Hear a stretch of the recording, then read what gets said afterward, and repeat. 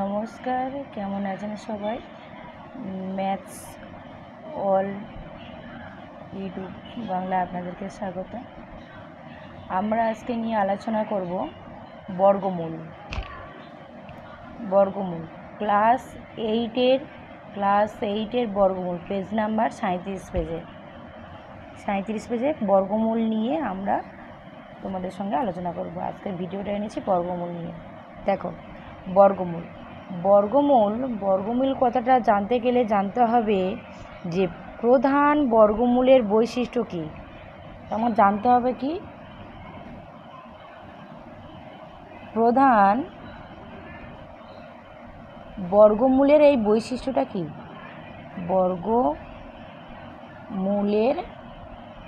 প্রধান বর্গমূলের বৈশিষ্ট্য কী?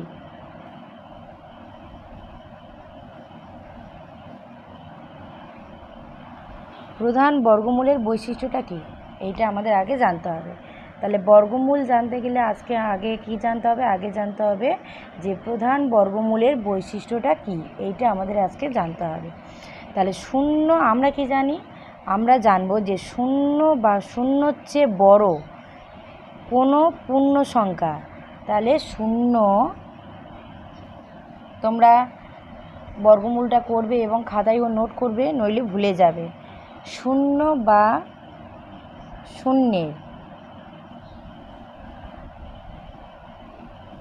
শূন্যের চেয়ে বড়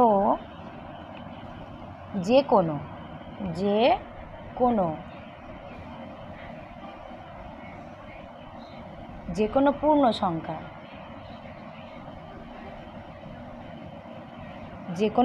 সংখ্যা, এ এবং বি হলে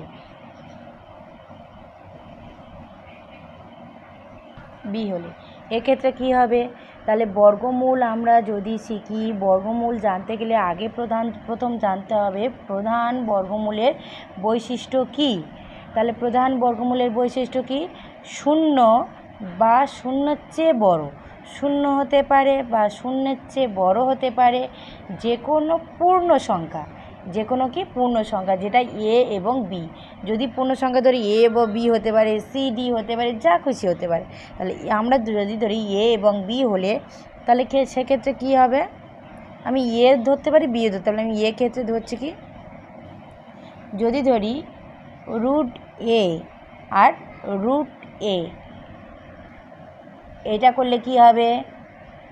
একটা রুট এ দুটো রুট এ হবে, কমন হবে একটা এ। এটা বোঝো ভালো করে। আবার হবে, দেখো, যদি মাইনাসের ক্ষেত্রে আসি, মাইনাস রুট এ আবার মাইনাস রুট এ, তাহলে রুট এ থেকে যদি এ হয়, তাহলে আমরা আগে শিখেছি কি মাইনাসে কি হয়? প্লাস। তাহলে রুট কী হবে? তাহলে সেটাও ক্ষেত্রে এ। আবার দেখো, একটা উদাহরণ দিই। দেখা যাবে, দেখা যাবে, দেখো, রুট এবি যদি হয় তাহলে সেক্ষেত্রে কি হবে?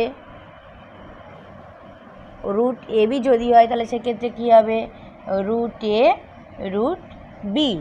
আগে এতটুকু দেখো তোমরা। তাহলে এটা হচ্ছে বর্গমূল, এটা প্রধান বর্গমূলের বৈশিষ্ট্য। এবারে আমরা যাব একটা উদাহরণ আমরা দিয়ে বোঝাই। তোমাদেরকে। তাহলে একটা উদাহরণ দিয়ে বোঝাই। উদাহরণটা রুট 36। এই উদাহরণটা দিয়ে বোঝাই, রুট 36। তাহলে রুট 36 যদি হয়, তাহলে রুট 36টাকে কী করতে হবে? ভাঙতে হবে। আমরা কি করব? আলাদা করে আগে ভাঙে নেব। দেখো, 2 দ্বারা ভাগ করলে যাবে কি? 2 একে 2, 2 আটে 16, এটা হলো। আবার দেখো, 2 9 18, 3 3 9 হলো। তাহলে কি হলো? বর্গের মধ্যে কি হলো? 36টাকে যদি ভাঙি, তাহলে বর্গের মধ্যে কি হলো? 2 × 2 × 3 × 3। তাহলে সেক্ষেত্রে কী হলো, আমরা জানি কি দুটো করে বর্গ মিলে একটা সংখ্যা হয়। এখানে দেখো দেখেছি দুটো করে রুট এ মিলে কটা হয়েছে, একটা এ। রুট প্লাস মাইনাসের ক্ষেত্রে একই, রুট এবির ক্ষেত্রে সে ওরকম ছাড় হয়েছে। তাহলে সেক্ষেত্রে কী হবে, সেক্ষেত্রে একই রকম নিয়ম। দুটো দুইয়ের ক্ষেত্রে কী হবে, দুটো দুইয়ের ক্ষেত্রে কী হবে একটা 2, দুটো 3-এর ক্ষেত্রে কী হবে একটা 3। তাহলে কত হচ্ছে 6। তাহলে 36-এর বর্গমূল তাহলে কত হচ্ছে 6।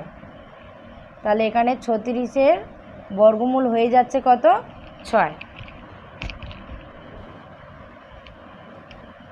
তাহলে 36-এর বর্গমূল কি হয়ে যাচ্ছে 6 হলো।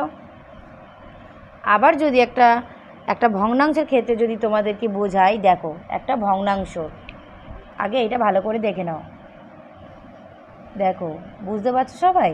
তাহলে এবারে ভগ্নাংশের ক্ষেত্রে যদি ভগ্নাংশ আকারে থাকে, দেখো একটা উদাহরণ দিই, যদি ভগ্নাংশ